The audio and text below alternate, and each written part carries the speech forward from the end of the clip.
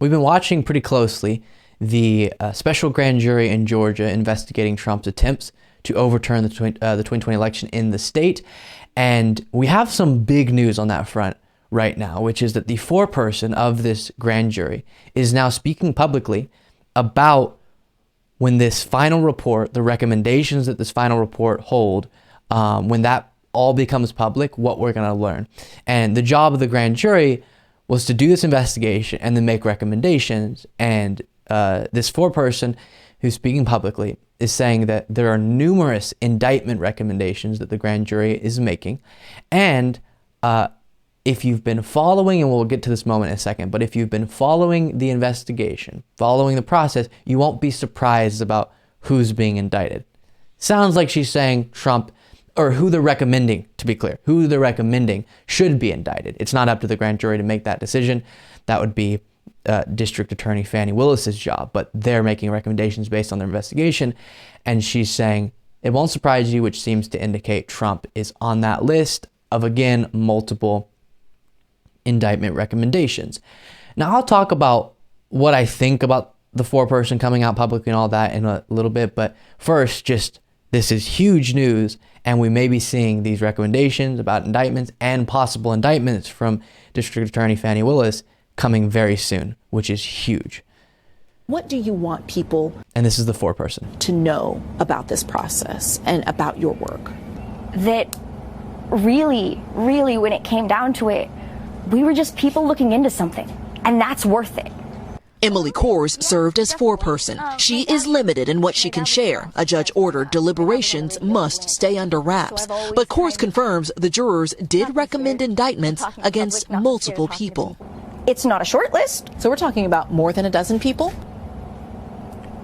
I would say that, yes. Are these recognizable names that people would know? There are certainly names that you would recognize, yes. She would not say whether that includes the former president, but did say this. I don't think that there are any giant plot twists coming. I don't think that there are any, giant, that's not the way I expected this to go at all. I don't think that's... Which seems to indicate Trump. Now, before we dive into the second moment, it's interesting to learn this stuff from someone who is a grand juror. I don't like that this is happening, though.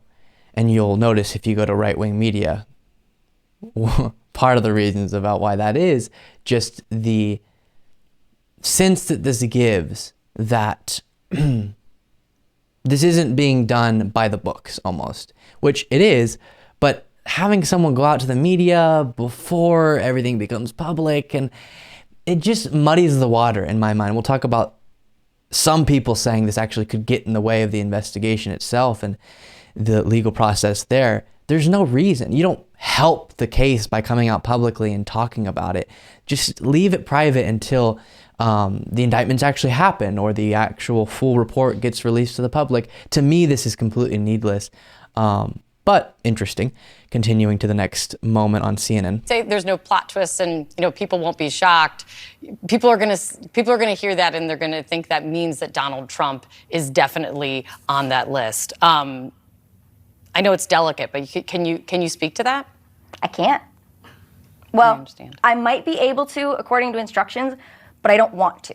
I don't want to speak out on something that the judge, like I said, consciously chose not to release at this point. I don't know if I would interfere with the DA's investigations. I don't know if I would interfere with procedures in some way. I very much do not want to cross that line. But in your view, people will not be surprised when they see the list of names to come out who you recommended to face indictment. Especially if they've been following the investigation, I can't see it being a shocker. Donald. So, pretty clear, which that's a big deal. We might be seeing, which this is huge, historic, a former president, active presidential candidate being indicted. If nothing else, having indictment recommendations made by this grand jury.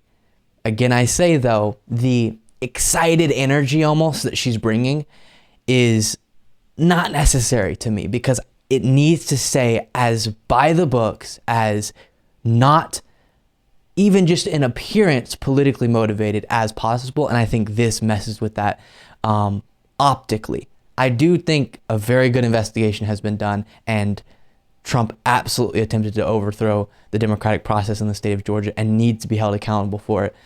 We've talked about how in a perfect world, Trump would be held accountable for everything he's done that possibly violated the law. But if I had to choose one, it would be his attempts to overthrow the democratic election, because that has, and what it means now and what it means going forward, the greatest, most significant, most impactful amount of ramifications, and so many different very impactful outcomes will come of that, because we cannot allow in a democratic, republic, in a democratic system of our elections, for a president to lose and attempt to stay in that position of power and attempt to meddle in that process. That just cannot be allowed. So hopefully this doesn't get in the way. I don't think this by itself would, but we'll continue to follow it closely. And last thing I'll add on to this, kind of an individual who appeared on MSNBC echoing some of the concerns that I am with the foreperson coming out publicly. We shouldn't be surprised at that. In my 25 years with the FBI, I don't believe I've ever seen a grand juror of any kind, special or otherwise, come out and speak like this. So, yes, we're taken aback. I will remind people, this is a special grand jury. They don't make the call, as you just said. The DA, in concert with an indicting grand jury, will make that decision. This jury only makes a recommendation, but yet, Stephanie, I am deeply troubled by the fact that this much disclosure is going on in this process. And I think it has legal ramifications. I think this young woman means well, but I also think she does not understand the repercussions here. I would not be surprised if we see a judge come in and admonish the remainder of this special grand jury that he's heard enough of them speaking publicly. Ooh. And this is just not something that you want to mess up. It's not at all. And it's one of those, in any situation, you think, what are the pros, what are the cons? The cons are what the guy just walked through of someone coming out publicly. The pros, we get to know some stuff we would know later, earlier. There's not pros, really, or a significant amount of them. So hopefully everything continues forward and Trump is held accountable. And I'm fascinated to see if she says it's a long list, or a short list, but numerous names on that list. Who else will be getting indictment recommendations from this investigation? Thank you so much for watching. If you want to be a part of what makes this show possible, plus get access to the full video version of the show hours before all the clips are uploaded to YouTube, plus get the full bonus show every single Saturday, you can do so by going to patreon.com/Luke Beasley. That's patreon.com/Luke Beasley. Link in the description.